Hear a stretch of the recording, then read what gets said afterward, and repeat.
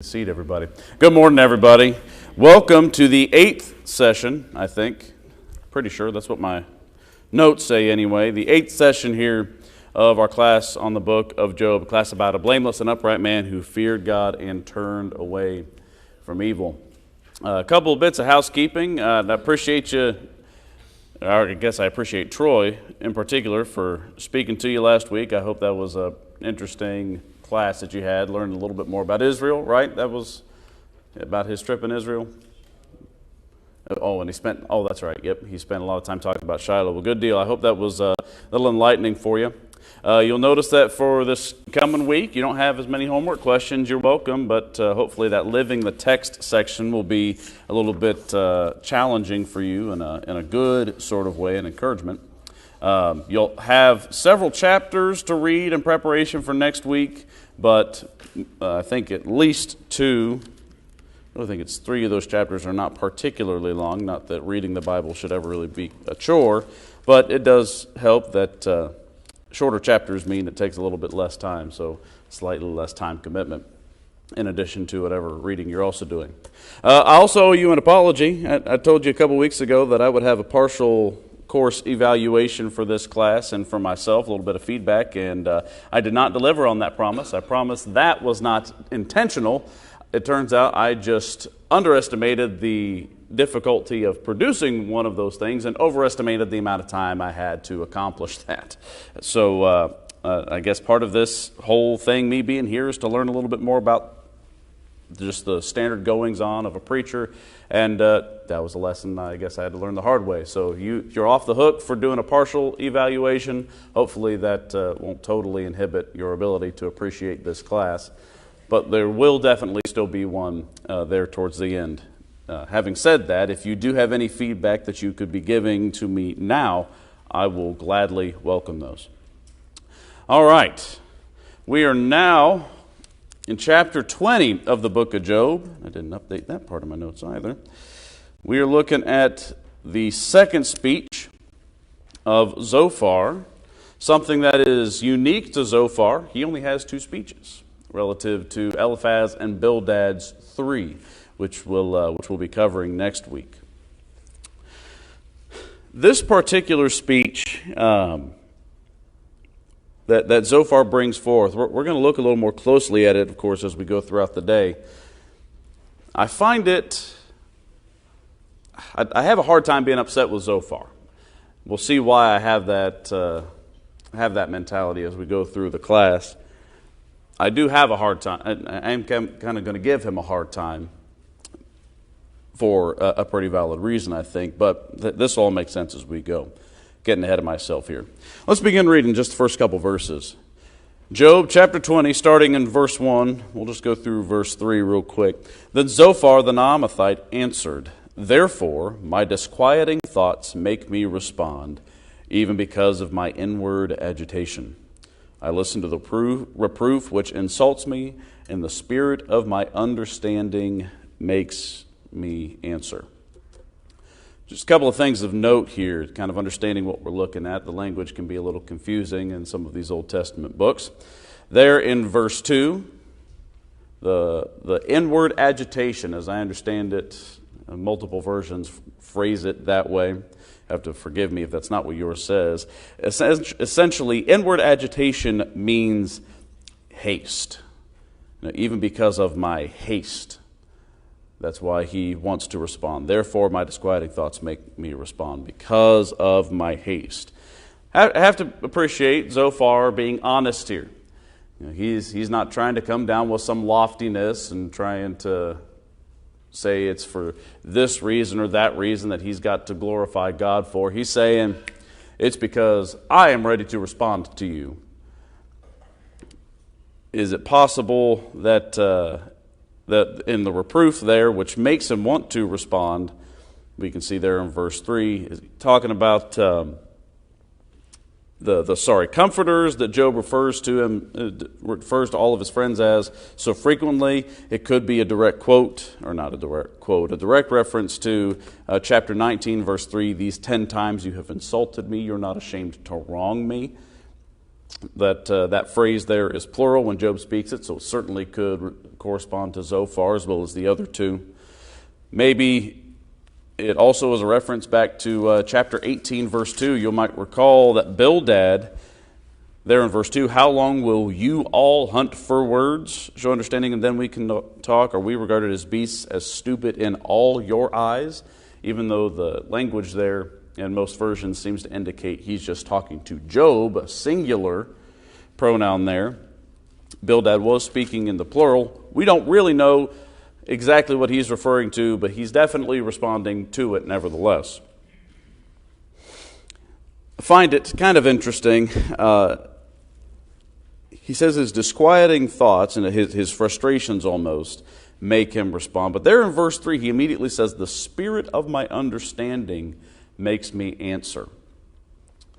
Could be a couple of things here. He's either contradicting himself because he's just speaking in that haste. I think that's a reasonable conclusion. Though, what I think is perhaps more likely, he is more appealing to himself. Earlier, we've had both Bildad and Eliphaz refer to those of old. And speaking, you usually say the men of old or old men are on our side, something to that effect. Zophar does not make that distinction, and you'll even notice that when you get to verse 4, do you know this from of old? He just says of old. Now certainly he would have been taught that by older generations, but he doesn't really appeal to that generation specifically by mouth. Could I be reading too much into this? It's possible, but I don't know necessarily that's the case. I think he is probably more appealing to himself with perhaps this tradition. Essentially what Zophar is getting to, this is kind of your first prompt there on your handout there to kind of work through. What Zophar is essentially saying there in verses 2 and 3, he says, let me tell you what I think, after I've done my own study, whatever that sort of study might have been. Again, kind of reading into the text there a little bit, could be mistaken there. This is another case, whatever he's appealing to, just as we've reiterated time and time again from these other speeches, we have to be careful about what authority we appeal to. Whether he is going back to tradition, whether he's talking of his own studies, whether he's referring to just those things that he's heard other people talk about before, ultimately, where is he getting his information? It is clearly not God, at least not in its core. Even though, as we go through his speech here, there's honestly some pretty convincing things he says about the triumph of the wicked being short, as my little subheading has for chapter 20. Having said that, I know that we've kind of been a little bit repetitive here in this class because of the nature of Job. That's very deliberate Hebrew style in their writing. Because remember, a lot of them did not have handwritten material, right? The way that the Israelites learned was through oral repetition. There certainly were writings, and those later became available to them. But that sort of style never went away, because even though writing was available to them, it was harder for them to get to. I mean, they weren't walking around with books like we are, right? There was kind of a central library, so to speak, where the scribes would hand out a scroll to a teacher, and that teacher would go forth and speak. So these themes being so repetitive, that is a deliberate part of the writing of Job.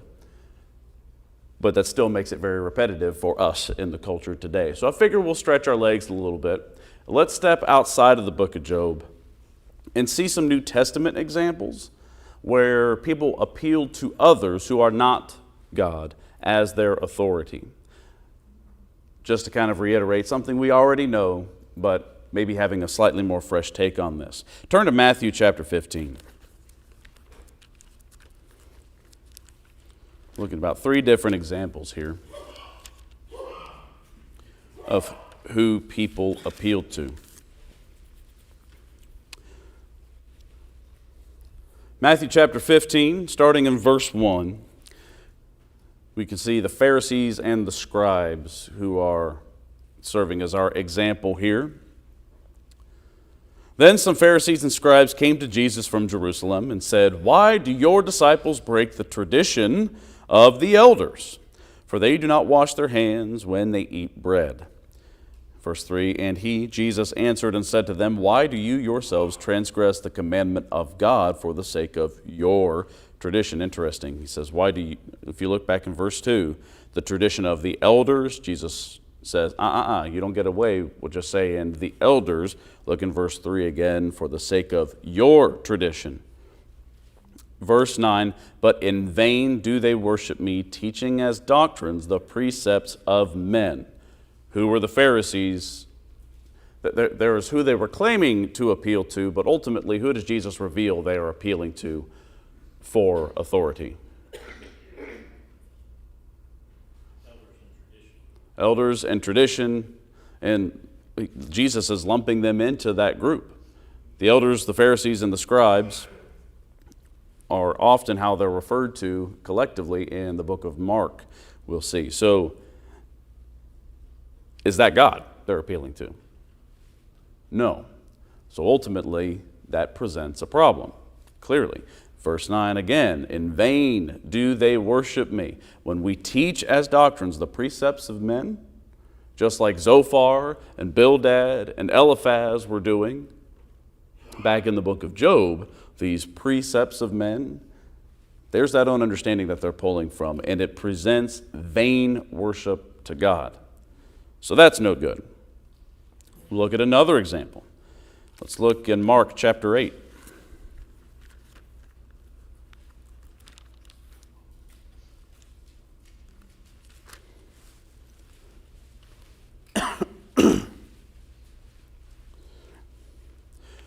Where the Pharisees were certainly expressly referring to kind of themselves as they are wont to go.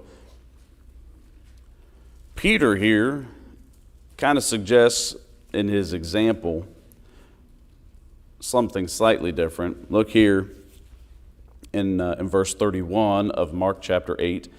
"And he began to teach that the Son of Man must suffer many things and be rejected by the elders and the chief priests and the scribes and be killed and after 3 days rise again." And he was stating the matter plainly. But how does our good friend Peter respond? He took Jesus aside and began to rebuke him. Then, of course, Jesus turned around, he saw his disciples, and then rebuked Peter for doing so, and does so pretty harshly at that. "Get behind me, Satan," he says. "You are not setting your mind on God's interests, but man's."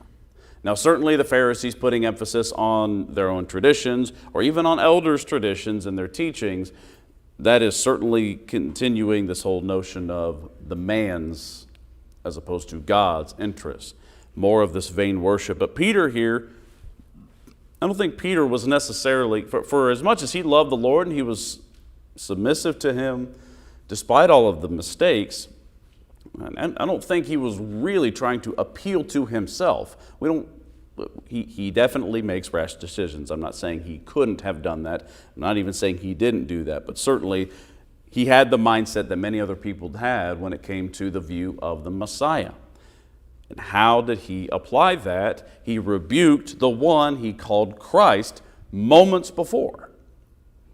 Again, more danger of appealing to anything other than God. Ultimately, if you appeal to anything other than God, you're appealing to man's interests, with perhaps one very important exception.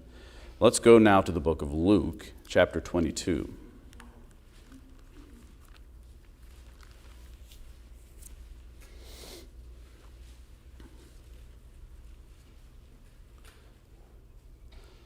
Luke chapter 22 and verse 3. "And Satan entered into Judas, who was called Iscariot, belonging to the number of the 12. Make no mistake here. This isn't just Satan taking over the free will of Judas. That gets into a much bigger conversation about demons and so forth. We're not going to bother with that. But it's not just them taking over their free will. There is some level of submission to those things. Judas was appealing to evil. Evil, evil, evil. Not just himself, though certainly it served himself, and certainly his will allowed that to happen, but ultimately he served evil, which I guess you could kind of say that anytime you serve anybody other than God, it is evil. I think that would be a very fair objection. Nevertheless, he appealed to Satan, and in fact, there is a slight chance, I think, but not one to dismiss totally, that when Jesus rebuked Peter back in Mark chapter 8, when he said, "Get behind me, Satan," there might have been a reason for that. Was he just calling Peter Satan? Perhaps. That would have been very harsh, but maybe he knew what was going on, something similar to what's going on here with Judas. Big difference. If that's the case, Peter ultimately said, "I'm not going to do that." Judas said, "I'm going to give in."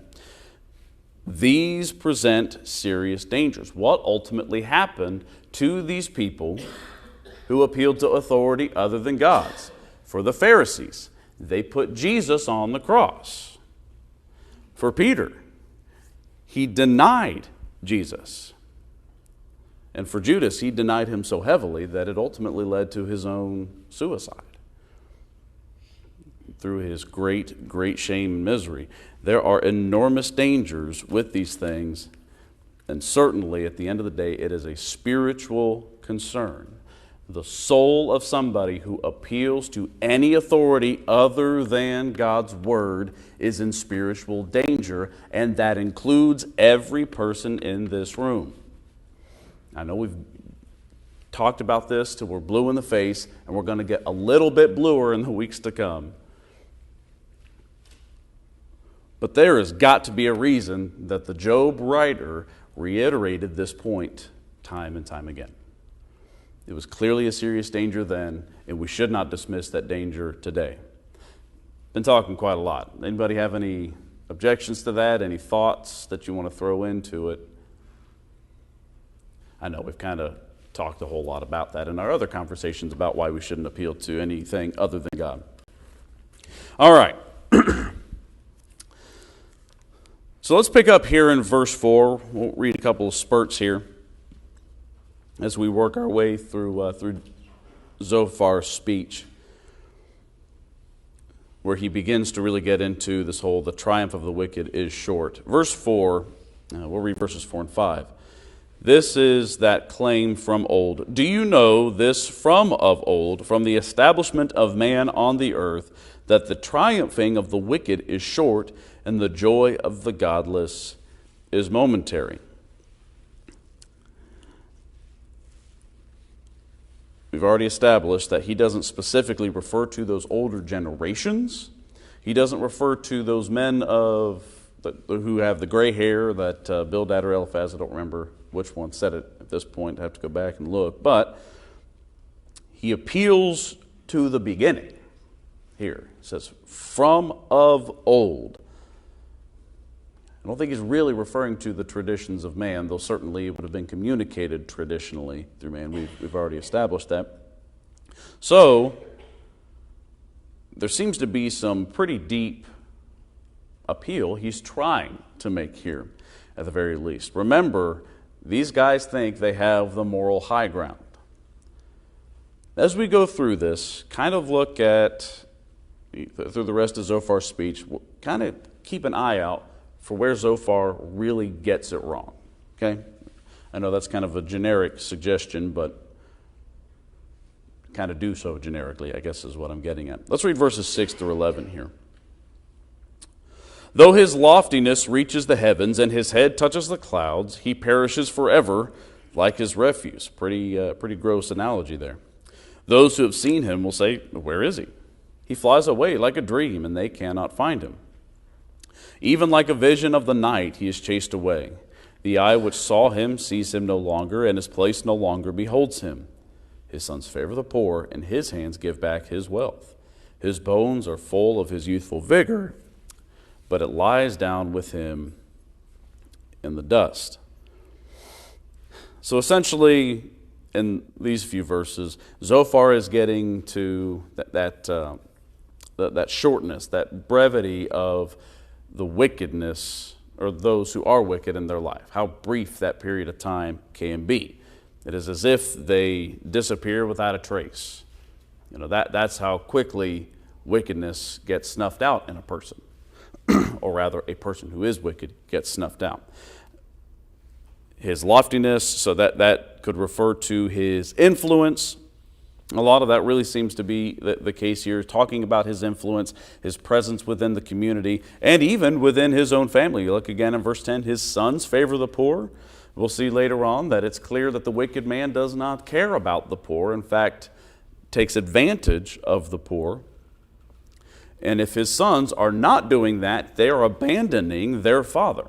Even if he is still alive, that is, his hands give back his wealth. But there in verse 11, his bones are full of his youthful vigor, but it lies with him in the dust. What good is your wickedness? What good is your good health? Which certainly, if you are taking advantage of the poor, if you have wealth, it is a little easier to have, well, good. If you got good wealth, it's pretty easy to have good health.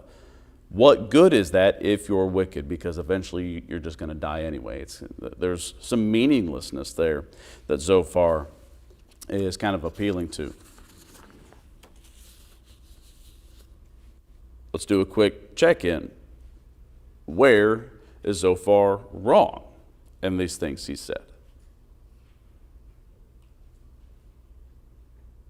A lot of them are true. Ah. But here's poor Job. God allowed Satan to give him this disease. Mm-hmm. Here's these holier than thou righteous people telling Job, you must be a sinner. Right. You've done something in your life. So we're going to cover it all because we're holier than thou. We've never sinned. Right. Of course. So that's what I get out of the whole book. So this that they're telling him all this. Exactly. You know. That this attitude, that's a great way to put it. The holier than thou attitude, which we can even see today. I am very pleased to report I have not experienced any of that in any of the congregations I have been in, at least not directly. So way to go, Margaret Street and everyone else that I've been in. Nevertheless, it certainly is the attitude these guys here seem to have, and who had wealth prior to all of his affliction in this book of Job, the one they perceive to be holier than. So but I really appreciate you pulling that point out, Mike, earlier, that there at the very beginning, there's a lot of truth to what he's saying here. There is a lot of truth to what he's saying. But keep an open mind. Let's see where Zophar gets it wrong as we move forward. Verses 12 through 19, or really the first half of verse 18, seem to go together as one kind of coherent text. Let's go ahead and say 19. 12 through 19 is kind of self-contained, even though it certainly contributes to the greater message that Zophar is trying to put out. Though it's got a couple of different styles. Let's take another step out of what we typically are doing, or what we've typically been doing, and let's kind of look at some of the style here. I think that in verses 12 through 19, we get that chiasm form. We kind of referred to that form of poetry way earlier on. I think it was that first session we had, that sort of mirrored form of poetry where things kind of go together to a central point. I think there is a little bit of a chiasm that's happening here, which is resolved in kind of an answer, a final statement to that. So let's quickly look at that. This is that second prompt you have there. Let's read through the passage first, and we'll see if we can identify it. Though evil is sweet in his mouth, and he hides it under his tongue, though he desires it and will not let it go, but holds it in his mouth, yet his food in his stomach is changed to the venom of cobras within him. He swallows riches, but will vomit them up. God will expel them from his belly. Excuse me. He sucks the poison of cobras. The viper's tongue slays him. He does not look at the streams, the rivers flowing with honey and curds. He returns what he has attained and cannot swallow it. As to the riches of his trading, he cannot even enjoy them, for he has oppressed and forsaken the poor. He has seized a house which he has not built. So let's look at this here. Oh, I didn't bring my pretty colors down. Bummer. All right, so remember, a chiasm has this form.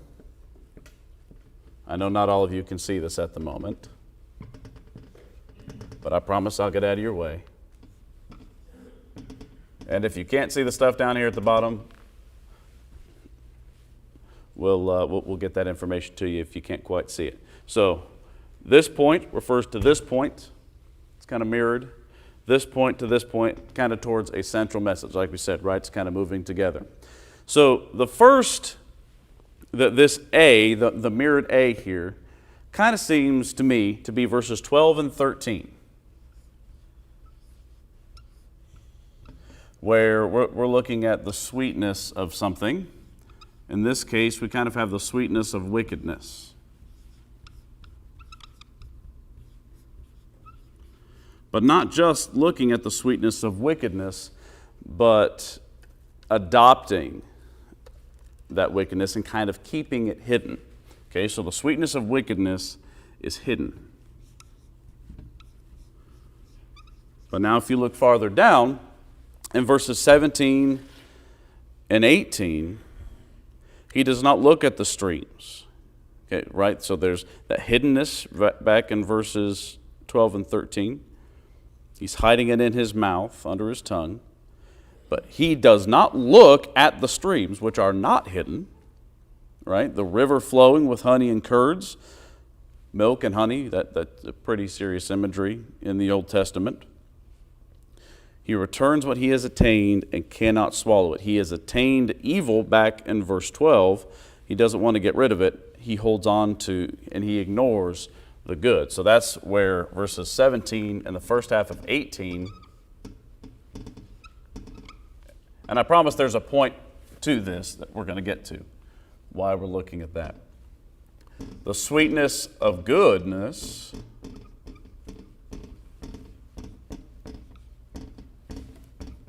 is ignored.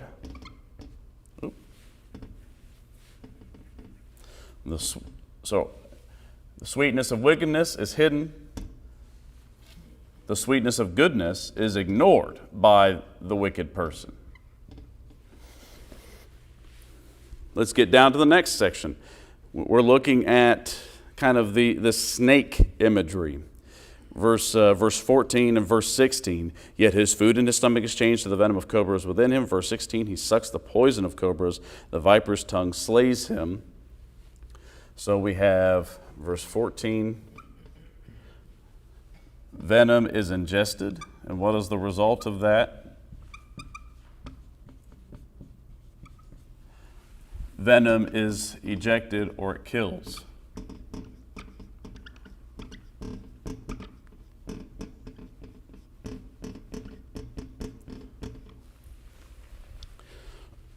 Why are we doing this exercise? It comes down to what is in the middle. What verse have we not gotten to yet? Verse 15. The wicked man swallows riches, but will vomit them up. God will expel them from his belly. God rejects the treasures of the wicked.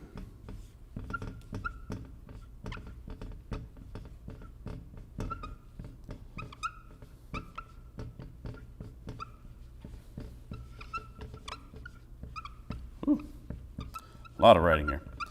So he expels the wicked man's treasures. The reason we went through that exercise is to get to that central point there in verse 15, which is essentially Zophar's main idea. The wealth of the wicked is fleeting. Who makes it fleeting? God does. Let's check back in. Where is the lie? Where is he wrong? Look there, even as this kind of mentioned, there's kind of a conclusion to the chiasm there in verses 18 and 19. What is the nature of him obtaining these treasures? It is the oppression of others and removing their treasure, essentially. He came by treasure by oppressing and removing it from someone. by taking what did not belong to him. But ultimately, that treasure goes away. Where is the lie? Nowhere. His problem is application. His problem isn't the truth. He has the truth.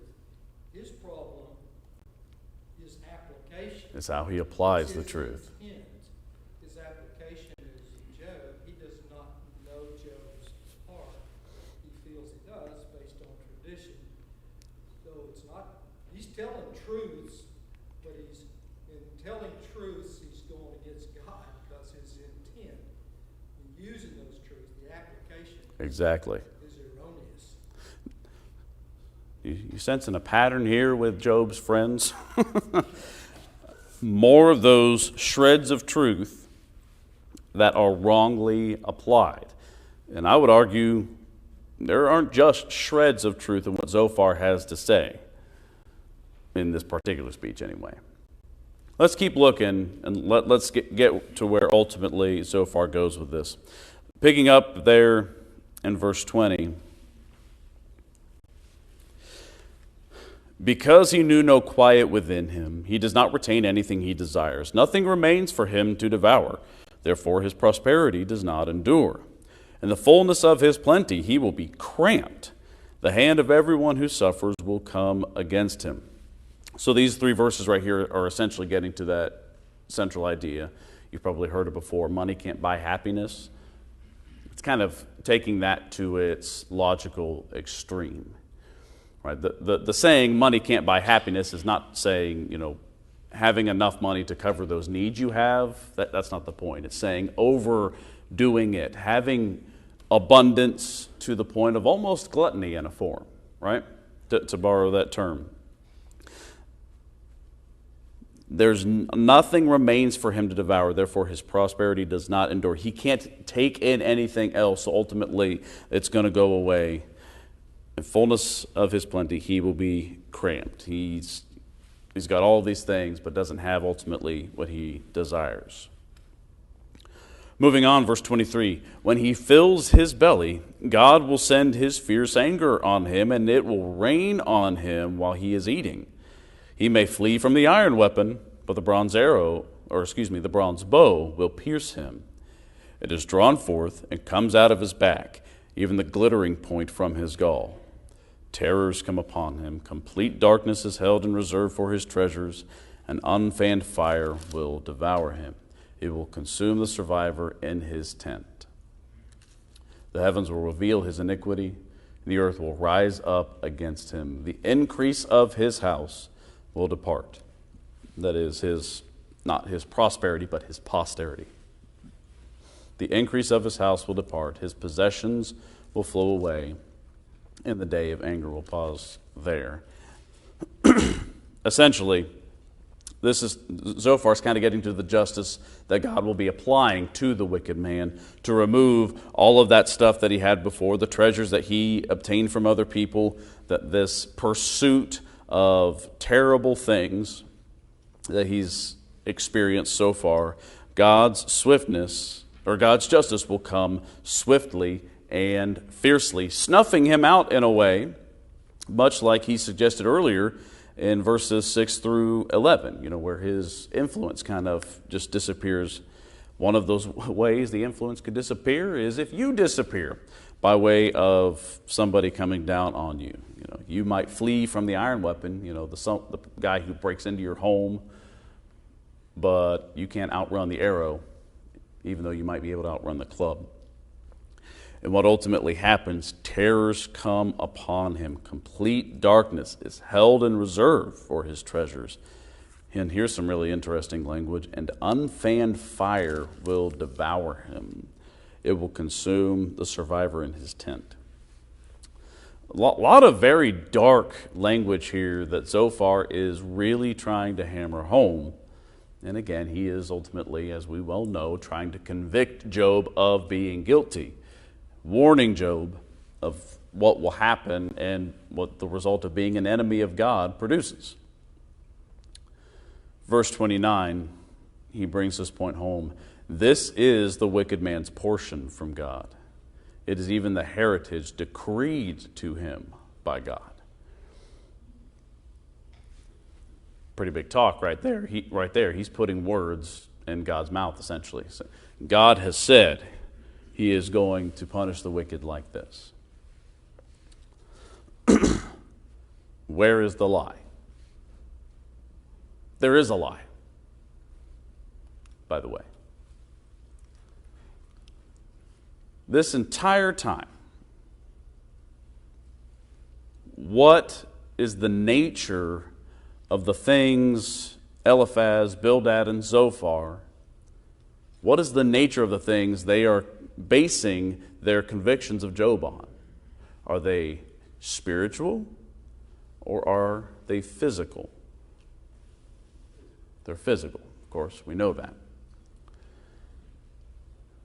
Zophar is very right in everything he said if you think in terms of spirituality. And if Job didn't quite get that, or if he completely ignored what he had to say, I don't think he does ignore that, we'll see here in a minute, then Job, I think, would have been in the wrong. Zophar, in that case, would be in the right. But this entire time, he has been thinking physically. I find it interesting, then, that it almost seems that Zophar doesn't even realize that he's created a bit of a logical problem for himself. According to many folks back then, if you were extremely wealthy, if you were really well off, you lived basically a comfortable life, what did that suggest about your relationship with God? It was a good relationship. What is the result of having a bad relationship with God? Everything we just talked about here. How does the wicked man come to have a whole lot of wealth in an evil way and also have a good relationship with God? Do you see the problem here? Zophar is essentially acknowledging that the wicked people in the world can have plenty. They can have great wealth. They can have great posterity. Maybe it gets snuffed out, but he's also saying that you can't have that kind of relationship. You can't have a good relationship with God and expect a bad relationship with God and expect to have those things. I think Zophar is kind of getting on the right track. And I personally think it's why he doesn't say anything again after this. I think he maybe starts to get it. Reading into the text there a little bit, perhaps, that is Trevor's opinion. But I think Zophar is kind of on his way to understanding things, especially when Job speaks up here. Picking up in chapter 21, verse 1, when Job begins speaking again. Kind of opens up with a snide plea, if you will. Then Job answered, "Listen carefully to my speech, and let this be your way of consolation. Let this be your way of comforting me. Bear with me that I may speak, and then after I've spoken you may mock or deride." Kind of gang up on me. Verse 4, "As for me, is my complaint to man? And why should I not be impatient?" If Job's complaint isn't to man, who's it with? That one that he's wanted to appeal to before. He wanted to have a conversation, not with the men there, but with God there. Verse 5, "Look at me and be astonished and put your hand over your mouth." Look at me, listen to me, hear what I have to say. I'm going to blow your mind. And the way you're going to listen to me is by shutting up. Cover your mouth. "Even when I remember, I am disturbed, and horror takes hold of my flesh," when he's thinking back on his experience and his interactions with his friends here. "Why do the wicked still live, continue on, and also become very powerful? Their descendants are established with them in their sight, and their offspring before their eyes. Their houses are safe from fear, and the rod of God is not on them. His ox mates without fail, his cow calves and does not abort. They send forth their little ones like the flock, and their children skip about. Job is saying, obviously, the wicked people of the world do well. If you have a lot of ill-gained wealth, it doesn't matter that it's ill-gained. You can be very successful with it. I think we can observe that in our world today. There are wicked people who have a whole lot of money. And they go about and their wealth just continues to increase. They can have more children. We see that. Job was seeing it too. Look there in verse 12. They even have comfort. They sing to the timbrel and harp and rejoice at the sound of the flute. They spend their days in prosperity, and they suddenly go down to Sheol. Sheol, just to reiterate, Sheol is the grave. It's their understanding of the grave back in the Old Testament.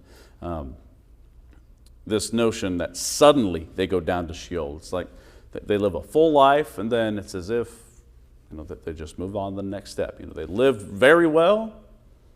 You almost don't even see their death coming. It's talking about essentially making what they do look good.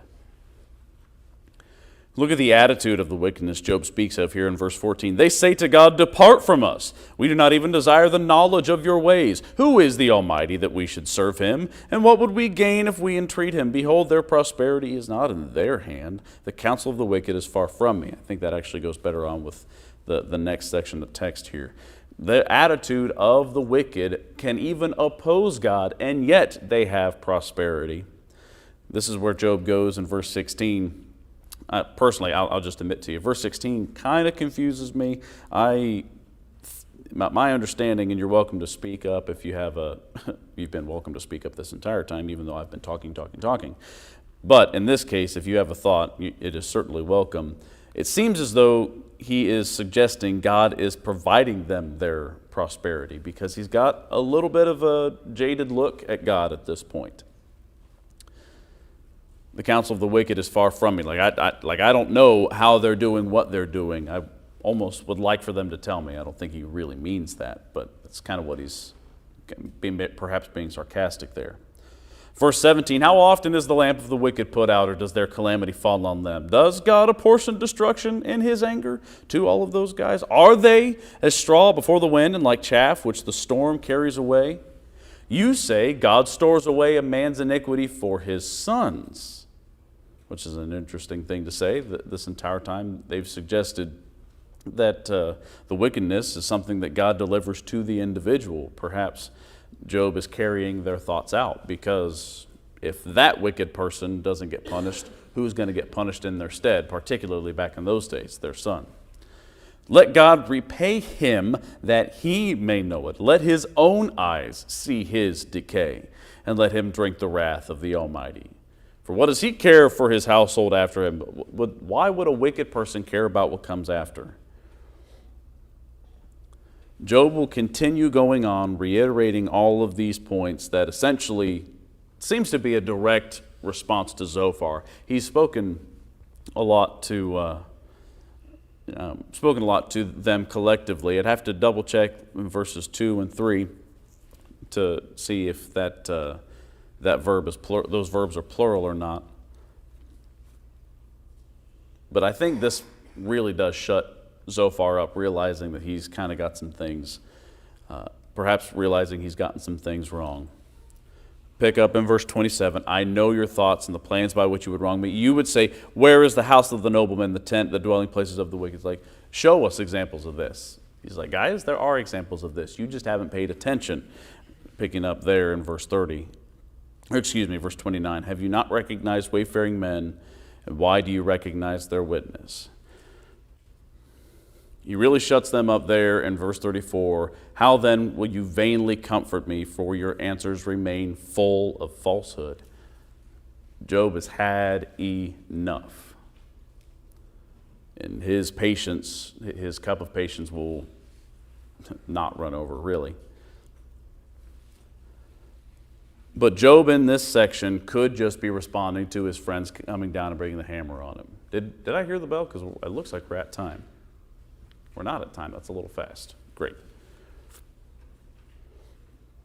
Verse 30 seems to be this very strong indicator that Job does understand there is a spiritual side of things. And he's not just bogged down in all of the physical things. Even though he doesn't understand what's going on with God, even though he has misspoken so far, wrongly spoken, I shouldn't say misspoken, he has wrongly spoken so far about God being just. Verse 30, for the wicked is reserved for the day of calamity. They will be led forth at the day of fury. He really seems to have some deeper spiritual understanding that others do not. Something that you can really see highlighted back in chapter 19 when he speaks about the Redeemer, starting in verse 23. So there you go. There are chapters 20 and 21 of the book of Job. The last we'll hear of Zophar, and you will be pleased to know that Eliphaz and Bildad will both get talked about next week. You might not be pleased to hear that, but that's the last time we hear from this group of Job's friends. After that, we meet a man named Elihu after Job speaks up and speaks to God's wisdom in chapter 28. That's a couple weeks out.